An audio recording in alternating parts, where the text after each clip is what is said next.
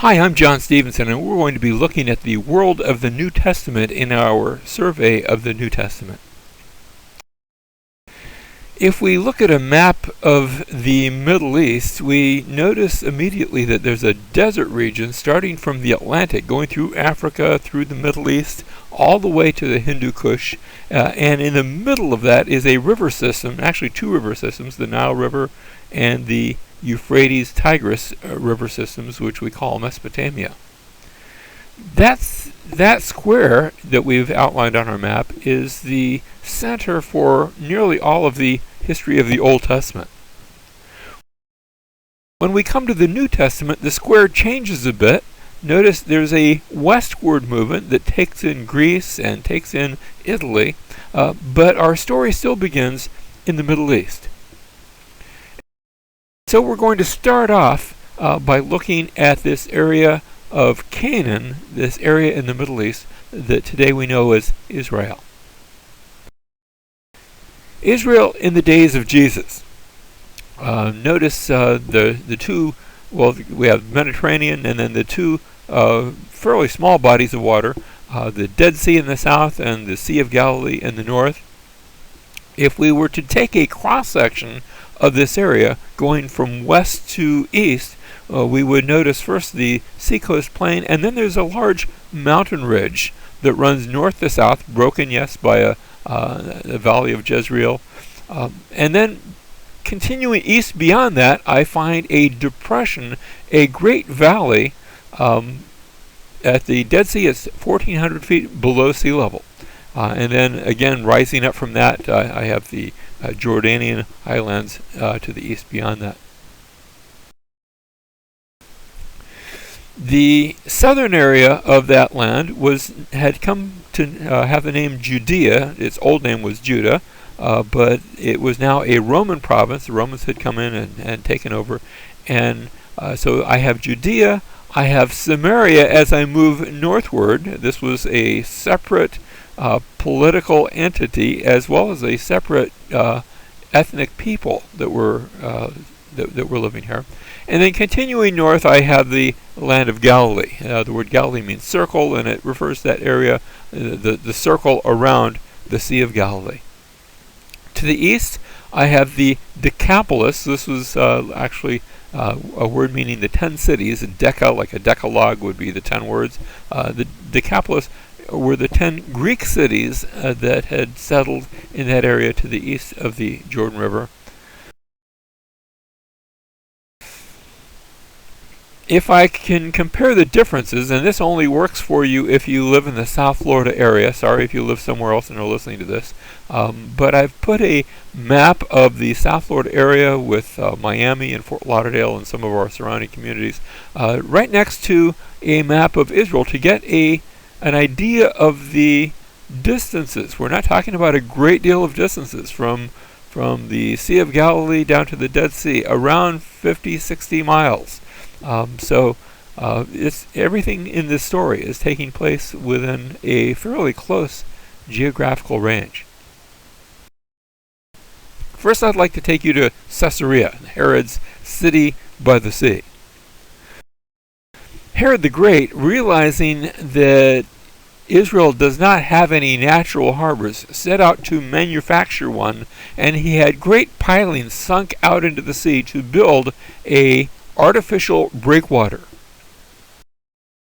It was a cultural place. It still is, in fact. You can go to the theater that was built by Herod, and even to this day it is used for modern day concerts and the like.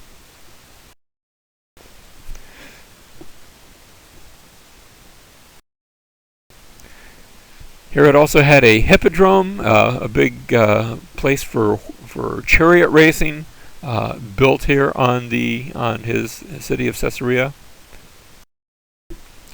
Also, there was a freshwater pool. Of course, there's salt water out there in the Mediterranean, but he had a freshwater swimming pool built right on the edge of the city, jutting out into the ocean.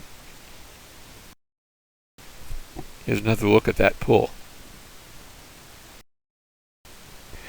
Caesarea was truly an amazing city. It had the breakwater, the lighthouses. It became a center of commerce, and it became the center of the Roman government for that part of the world.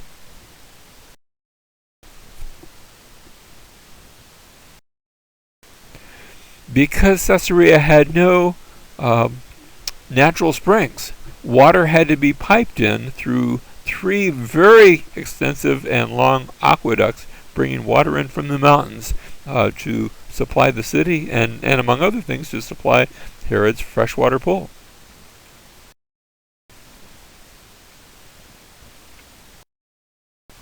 Now I want to move north to the Valley of Jezreel. The word Jezreel means sown by God.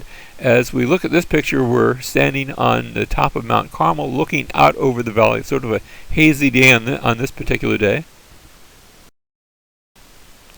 The Valley of Jezreel breaks that mountain range of which we spoke earlier, that runs from north to south, and the valley runs sort of from northwest to southeast.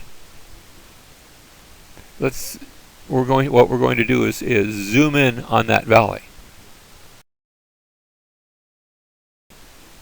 If you stand on the ancient city of Megiddo, which was located at the south end of that valley, and look across, you can see Nazareth on the other side of the valley. Nazareth sat on the edge of the Valley of Jezreel.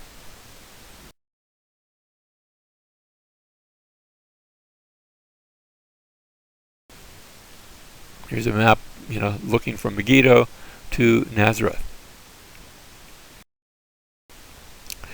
This was an agricultural economy, shepherds, sheep, farming.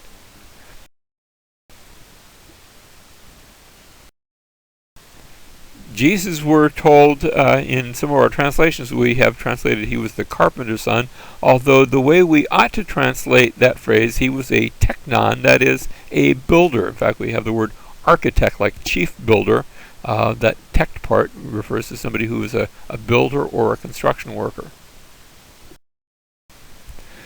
The illustrations that Jesus used are very rooted to the soil, to the land.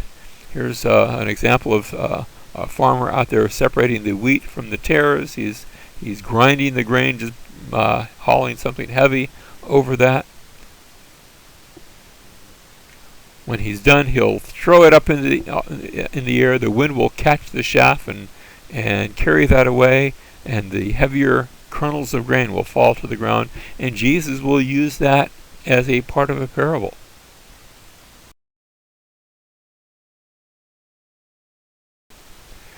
Remember, the scriptures talk about Jesus being born and laying in a manger.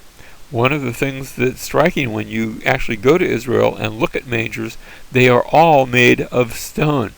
The picture of a wooden manger, that's a purely European concept. In Europe there are lots of trees.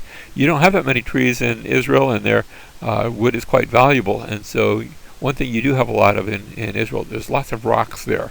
And so all mangers would be made of stone. Here's an example of what a first century synagogue how it would have appeared. This one actually is located in Nazareth. It's a sort of a reproduction. You have a small open space and then seating all around.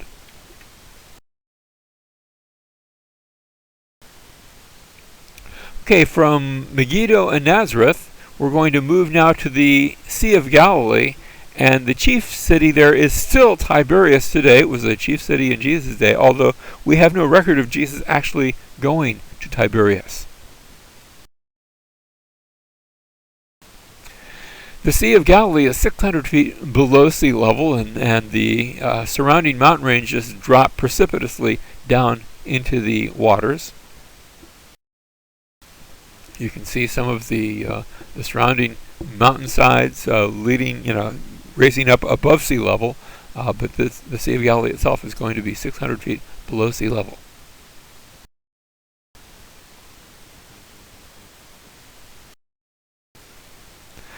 Next, we want to swing around the Sea of Galilee to come to Capernaum, because this will be the center of much of the ministry of Jesus.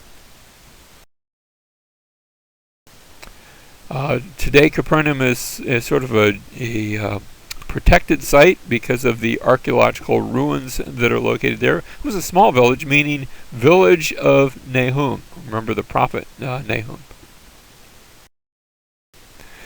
There has been discovered a synagogue in Capernaum. However, the ruins that you see here date to the 3rd century AD. However, that synagogue was built over top of an older synagogue.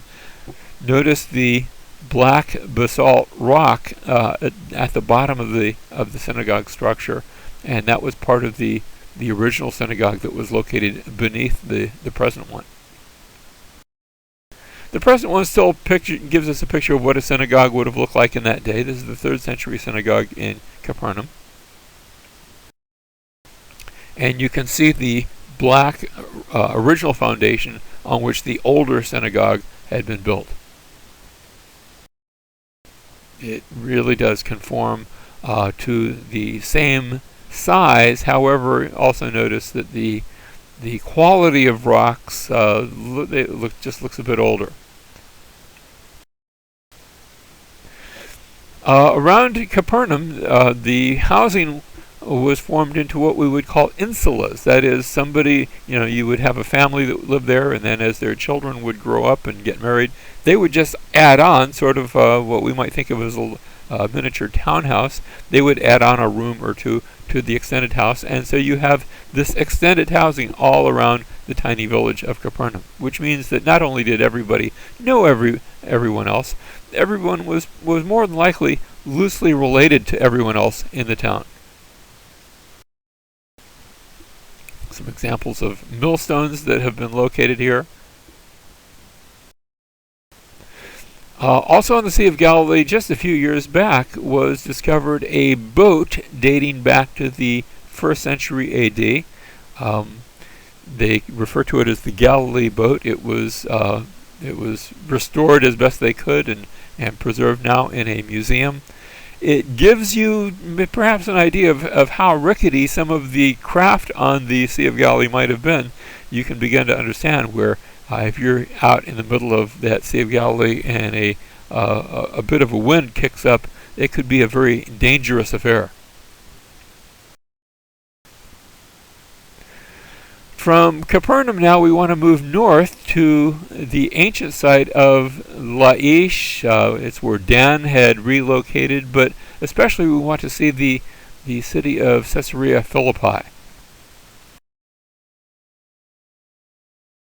We're moving north along that great Rift Valley, the Hula Valley as it was called.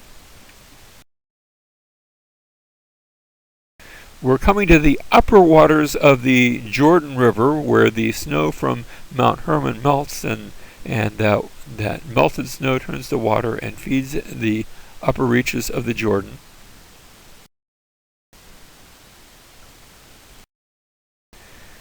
It was here that in times past, King Jeroboam, after the division of the kingdom of Israel into north and south, King Jeroboam had consulted and made 2 golden calves, and he had set one in Bethel and the other he put in Dan.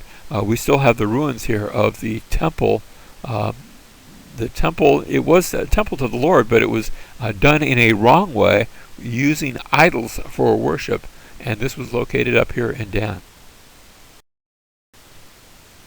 And this thing had become a sin, for the people went to worship before the one as far as Dan. So this was not a good place. But here at Laish, you just go around the corner and you find yourself in Caesarea Philippi. That was the location of not just poorly made and theologically incorrect temples to the Lord, but rather these were pagan temples that were constructed by Gentiles to pagan gods. There was a temple to Pan that was located on the edge of this great cliff, this spur from Mount Hermon. You can go to that same cliff today. You can see remnants of the caves. The temple itself, only its foundations remain. Later rabbis would refer to this as the gates of Hades. And it would be here that Jesus would bring his disciples, and they probably wondered, what are we doing here? And he would say to them, upon this rock I will build my church. When Peter says, you're the Christ, the Son of God, Jesus would say, upon this rock I will build my church, and the gates of Hades will not overpower it. And he was at the same place, this place of pagan influence. And now we're going to move back down the Jordan River. We're not sure exactly where Jesus was baptized, but we can imagine it taking place along the quiet banks of the Jordan. Here's a very, very old picture, compliments of National Geographic, of the Jordan River. Notice it's a very winding river as it winds its way southward down to the Dead Sea. The entire Jordan River Valley is below sea level. As it finally arrives, just before it empties into the Dead Sea, you can see how it begins to straighten out. Lush and fertile further to the north, not so much as it arrives down and empties into the Dead Sea, remember the Dead Sea is called the Dead Sea because there's very little in the way of life there. No fish live there. The salt content of the Dead Sea is 5 times that of the ocean. And so this is a dry, arid place. It is the lowest spot on the surface of the earth, 1,400 feet below sea level. It was here that one Jewish community had settled, the community of Qumran.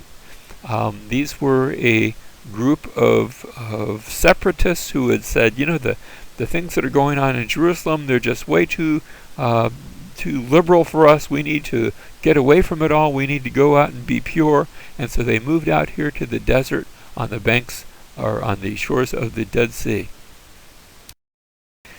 It was here that we have located the Dead Sea Scrolls. This is Cave 4. Actually, there were a number of caves, and they were numbered in the order in which scrolls were found in them. This particular one was a man-made cave. And all along these caves, scrolls were discovered, sometimes copies of scriptures, sometimes copies of other Jewish writings, and sometimes copies of what we call sectarian scriptures, that is, writings that were written by the Qumran community dealing with their own particular belief system.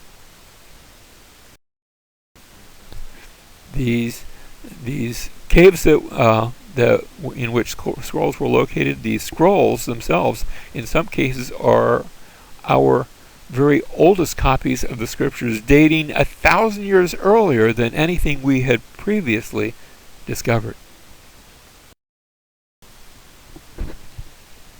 Truly amazing find by the shores of the Dead Sea.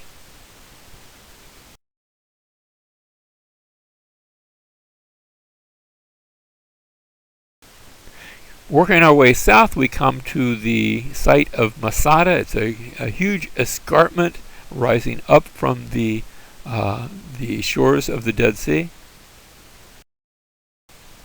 I can see the Dead Sea in the background. It was here that Herod the Great had built one of his palaces. It was a great fortress palace. Today there's a nice easygoing cable car to take you up.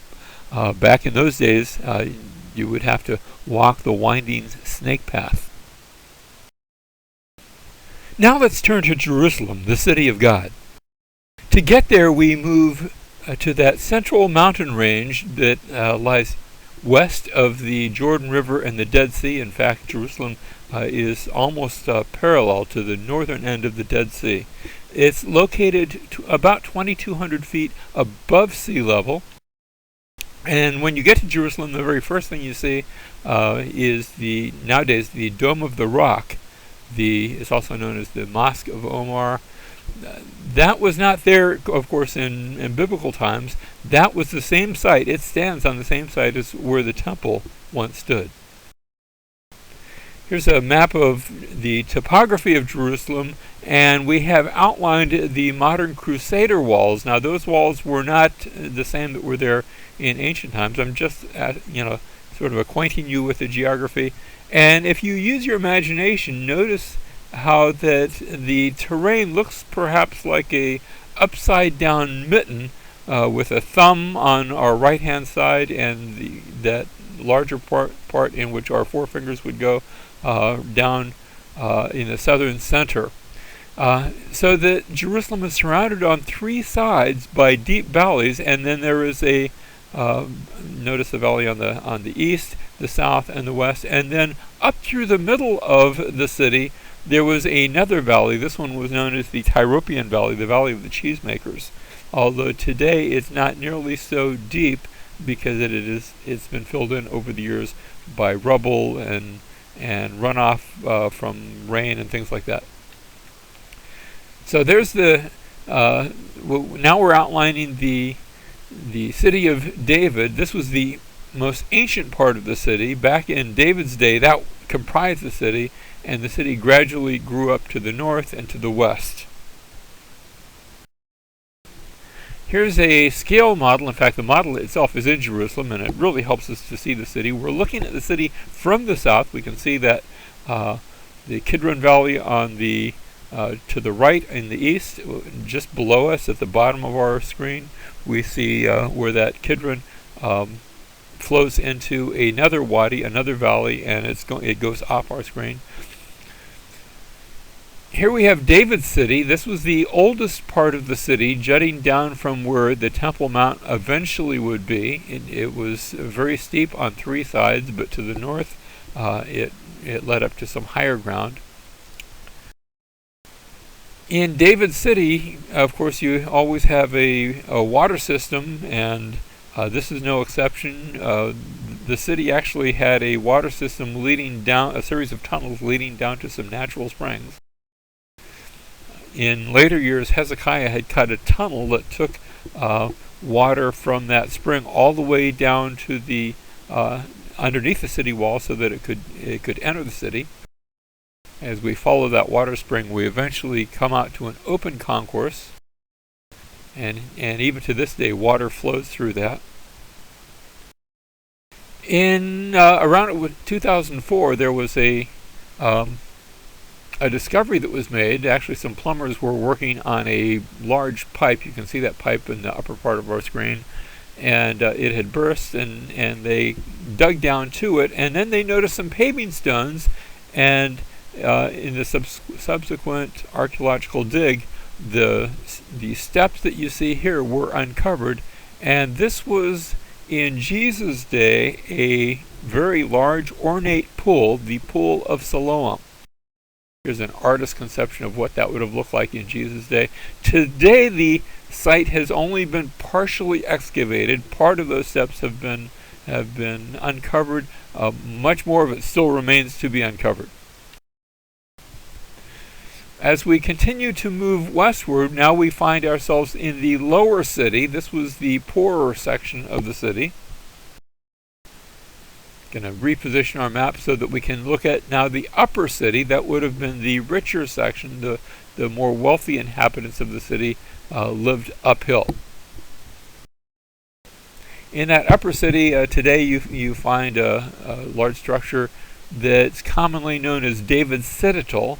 The name is named after David, but it was not there in David's day, was not built by him, but it did serve as the foundation of one of three very large towers that Herod the Great had built and that were still standing in Jesus' day.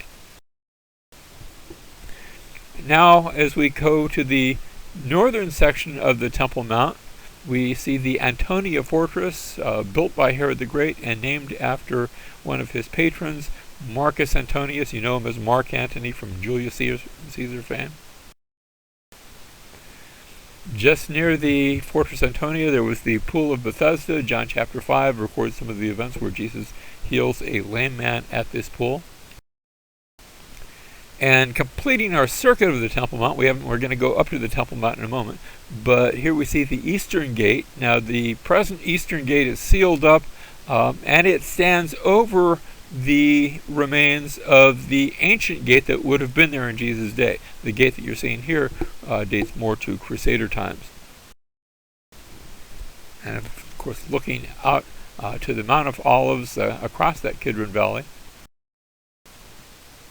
The close-up of the Mount of Olives. To this day, there are olive trees that again grow upon that mountain.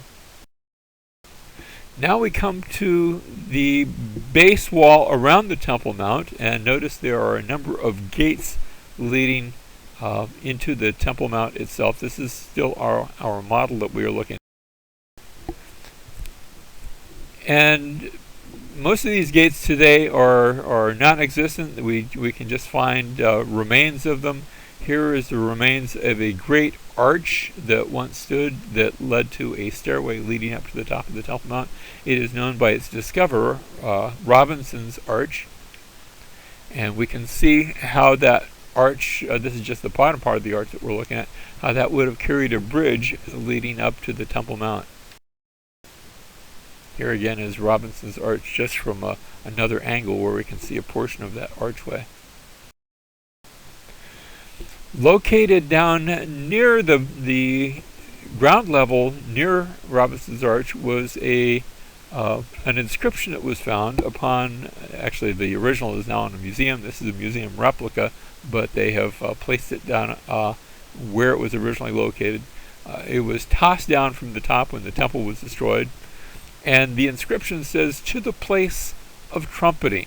This may well have been the place where each morning and each evening one of the priests would go up to see if the sun had risen or the sun had set, and blow the trumpet, signaling the time for the morning and evening sacrifices. It may have been to this place where Jesus was taken by the devil to be tempted, as the devil said, "Cast yourself from the pinnacle of the temple here, this place of trumpeting, and the angels of God will bear you up."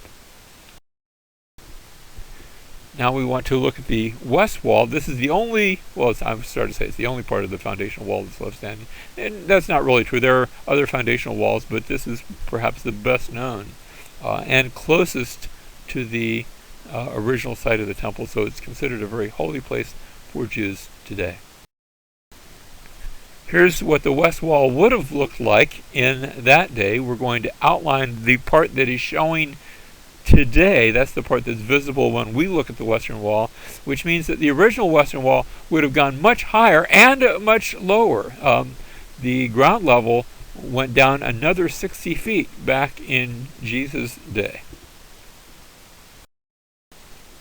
You can see where that ground level, like I said, in ancient times, the part that they're standing on went much lower. You can see the remains of some of the arches that would have held bridges back in Jesus' day, and you can go back along there and see the extended portion of that wall. As I said, this is a place of reverence and prayer among the Jews today as they come to say their prayers. There's a section over to the south of that's been reserved for prayers for the women. And in that section that's reserved for the women, notice there's a large crossbeam, which was the lintel of a ancient gate, and then one of the posts, the other post, would be hidden back behind that existing building. This is known as Barclay's Gate. It stood very high. Notice it barely comes up above ground level today, and most of that gate is hidden. So in ancient times, this would have been a massive gate with the ground level being much lower. There's a picture of how Barclay's Gate would have looked in Jesus' day. There would have been steps leading up to this great, massive gate. We see Wilson's Arch. In fact, when I first started seeing pictures of the Western Wall back in the 1960s, Wilson's Arch was covered over by other buildings, and it wasn't until 1967, after the Six-Day War, that some of those buildings had been demolished and were removed, and they found the arch located behind those buildings. If we go into there, we're in for a special treat. We can continue to see both some of the Crusader construction, but we also see the Herodian stones on our left-hand side. There's one place where I'm actually not looking to the side. I'm actually looking straight down with this shot of the camera, and you can see how far down those Herodian stones continue to go. This was looking down to what would have been the ground level in Jesus' day. As I make my way back along the tunnel through that arch, I come to other gates that have been located. Here's another one. And I can follow that all the way up almost to the northwestern corner of the Temple Mount.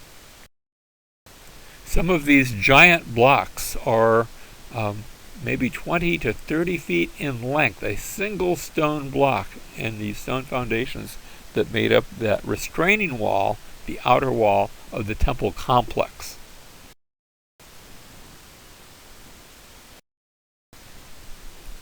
Here is Warren's Gate, still another gate on the western side of that Temple Mount. Now we're going to come out from there and come to the south wall of the Temple Mount. Here's from our model. We can see this south wall, that there were several gates leading up to that area. The steps they've now been uncovered. One can go up the steps. They're a bit irregular. And at the top of these steps were gates. They are now sealed up in stone, but in ancient times these were known as the Huldah gates, named after the prophetess Huldah, going back to Josiah's day. Now the gates weren't that old, but they were named after her. And there were 3 gates on one side and 2 on the other, and these led up. This was the main entrance to the Temple Mount. Here on our map, notice on the model, they have it a little bit wrong. They have 2 gates and 2 gates, as we noted. There's actually 3 on the right and only 2 on the left, as we see the Huldah gates. These Huldah gates led up onto the main platform of the Temple Mount. You can see those there. And as one would come out, you would be faced with the entire structure of the temple, which itself was surrounded by a low retaining wall designed to keep out any Gentiles. There were signs that were placed around this wall saying no Gentiles beyond this point upon pain of death. We've actually found some of the signs in Greek and in Latin. As we come past that retaining wall, that wall of separation, you can see the gate beautiful, and then there is in the foreground the court of the women. That didn't mean that only women were allowed there, but that meant that women were allowed that far. Beyond that, there were 15 steps up leading to the Nicanor gates at the center of our screen, and then would be the court of the men just a little further than that. Beyond that, only the priests were allowed to go. And in the middle of all of that stood the temple proper. The temple stood on the highest point of the mountain. Today, the highest point of the mountain is occupied by the Dome of the Rock, on the exact same spot where the temple once stood. If you stand there on the Temple Mount, look across, the first thing you see to the east, the Mount of Olives. It's actually just a bit higher than the Temple Mount itself, and so the best place to view the Temple Mount would be at the top of the Mount of Olives. Now, I want to talk briefly about the difference between the Old Testament world versus the New Testament world. When the Old Testament ends, there are different geographical regions. There are different countries involved. The Jews had been scattered. When I come to the New Testament world, we already noted that very gradually we're going to start there in Israel, but our attention will begin to take in places like modern-day Turkey and Greece and eventually Italy.